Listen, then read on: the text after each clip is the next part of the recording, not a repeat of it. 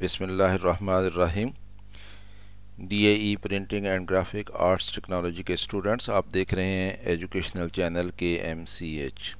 Subject है हमारा applied physics, code है इसका PHY 143। इसके न्यूमेरिकल कर रहे हैं हम। आज हमने चैप्टर नंबर 5 जो कि हाइड्रोस्टैटिक्स का चैप्टर है, इसके न्यूमेरिकल देख रहे हैं। न्यूमेरिकल 5.1 है, What is the pressure acting on the water at a depth of 1 meter at 4 centigrade.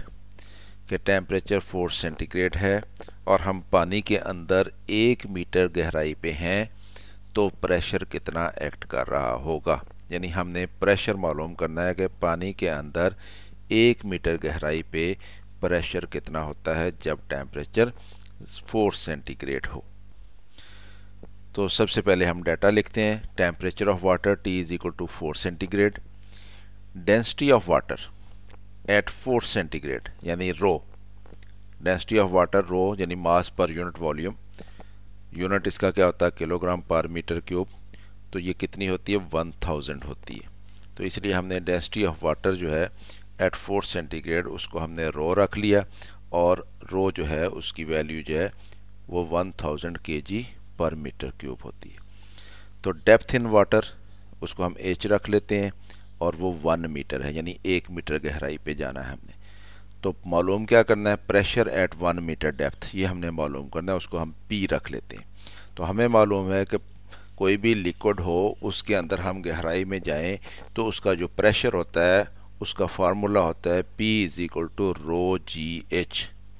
रो जो है वो उस लिक्विड की डेंसिटी होती है, जी जो है वो एक्सेलरेशन ड्यू टू ग्रेविटी होता है, और H जो है वो डेप्थ होती है कि कितनी गहराई पे हैं हम। तो ये तीनों वैल्यूज़ हमें दी गई हैं, हम इनकी वैल्यूज़ पुट कर देते हैं। पानी के लिए रो की वैल्यू जो है वो 4 सेंटीग्रेड पे वो 1000 होती है, हमने 1000 लगा दी। जी की वैल्यू 9.81 होती है, और H जो है वो 1 मीटर गहराई है। तो ये प्रेशर जो निकलेगा ये पास्कल में निकलेगा, तो हमने उसका यूनिट पास्कल लगा दिया। तो 1000 को 9.81 से मल्टीप्लाई करेंगे तो ये 9810 बन जाता है। तो इसका मतलब हुआ कि 4 सेंटीग्रेड के ऊपर पानी के अंदर 1 मीटर गहराई पे जो प्रेशर होगा वो 9810 पास्कल होगा। तो ये इस तरह से हमने इस न्यूमेरिकल को सॉल्व कर लिया। चलते हैं दूसरे न्यूमेरिकल की तरफ। Numerical 5.2, what is the pressure acting on the water at a depth of 3 feet at 32 Fahrenheit। अब हमें ये कहा गया है कि पानी के अंदर हमने प्रेशर मालूम करना है कितनी गहराई पे, 3 फुट के गहराई पे, और टेम्परेचर हमें दिया गया है 32 Fahrenheit। तो अब ये दोनों यूनिट जो है हमें FPS सिस्टम में दिए गए हैं। FPS सिस्टम में लेंथ जो है उसके लिए फुट यूज़ होता है यूनिट के तौर पर, और टेम्परेचर जो है वो फ़ारेनहाइट उसमें यूज़ किया जाता है। तो इसलिए हम ये सारा क्वेश्चन जो है वो FPS सिस्टम में ही इसको सॉल्व करेंगे। तो हम देखते हैं कि हमारे पास डाटा क्या है। Temperature of water T 32 Fahrenheit है। डेंसिटी ऑफ वाटर, अब हम 32 फ़ारेनहाइट पे डेंसिटी पानी की लगाएंगे किस यूनिट में, FPS सिस्टम में। तो FPS सिस्टम में जो मास है उसका यूनिट स्लग होता है, और लेंथ जो है उसका यूनिट मीटर होता है, तो फुट होता है, तो इसलिए फुट क्यूब आएगा, स्लग पर फुट क्यूब। तो ये डेंसिटी होती है पानी की 32 फ़ारेनहाइट पे 1.940 स्लग पर फुट क्यूब। तो ये हमने ये वैल्यू यूज़ करनी है। और डेप्थ हमें दी गई है वाटर में, डेप्थ इन वाटर H रखेंगे उसको, वो 3 फीट दी गई है।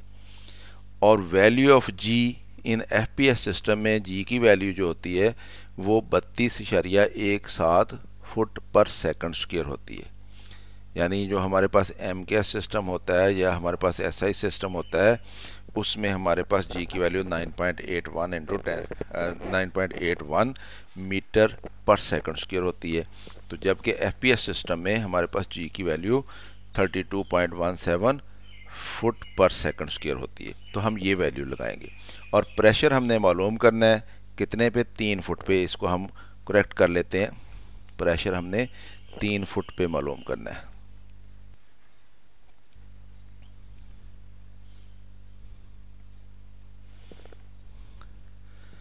तो ये pressure at 3 feet depth is equal to P, ये हमने मालूम करना है।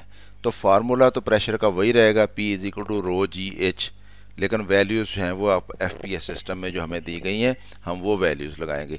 रो की वैल्यू जो है 1.940 है, जी की वैल्यू 32.17 है और एच जो है डेप्थ जो है हमें 3 फुट दी गई है। तो अब इसके साथ जो यूनिट आएगा वो पाउंड पर फुट स्क्वायर आएगा, पाउंड पर फुट स्क्वायर आएगा।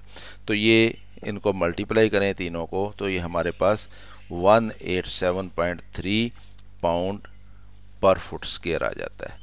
तो ये हमने आंसर निकाल लिया, प्रेशर मालूम कर लिया कितना होगा। चलते हैं अगले क्वेश्चन की तरफ। Question number 5.3, a wooden cube of side 10 centimetre के एक हमारे पास वुडन क्यूब है, उसकी एक साइड जो है वो 10 सेंटीमीटर है, क्योंकि वो क्यूब है इसलिए उसकी तीनों साइडें जो है वो 10-10 सेंटीमीटर ही होंगी। Each has been 10 centimetre each has been dipped completely in water.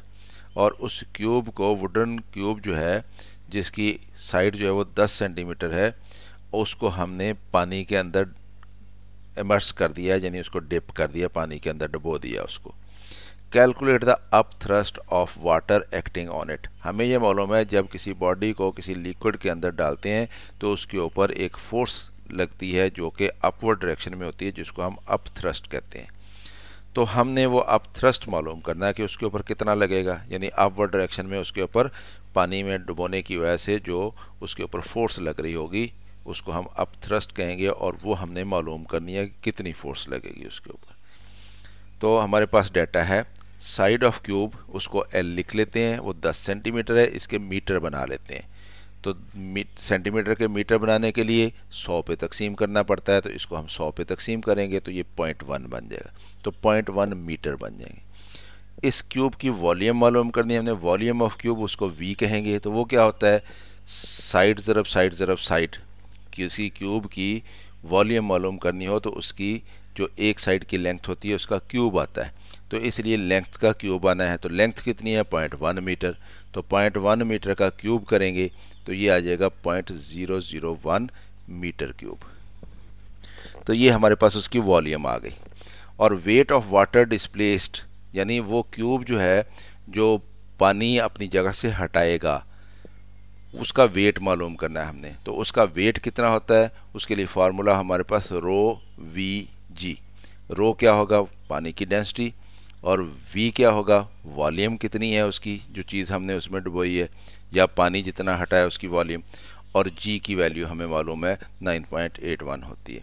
तो ये तीनों की वैल्यूज़ हम लगा देंगे। रो की वैल्यू कितनी होती है पानी के लिए, वो 1000 होती है, और v कितनी है वॉल्यूम, उसकी वैल्यू ये हमने निकाली 0.001 मीटर क्यूब। इतना पानी हटाएगी वो, वुडन ब्लॉक की वॉल्यूम जितनी है उतना ही पानी हटाएगी वो, तो पानी की वॉल्यूम भी उतनी ही होगी। ज़रब ये g की वैल्यू 9.81, इन सब को मल्टीप्लाई करें तो ये इसके नीचे 1000 आ जाएगा, तो ये 1000 से कट जाएगा, तो ये 9.81 ही आ जाना है। तो W is equal to 9.81 newton. तो यानी वो जो पानी हटेगा उसका वेट जो होगा वो 9.81 न्यूटन होगा। तो जितना कोई चीज़ पानी हटाती है उस हटाए हुए पानी के वज़न के बराबर ही उसके ऊपर अप थ्रस्ट लगती है।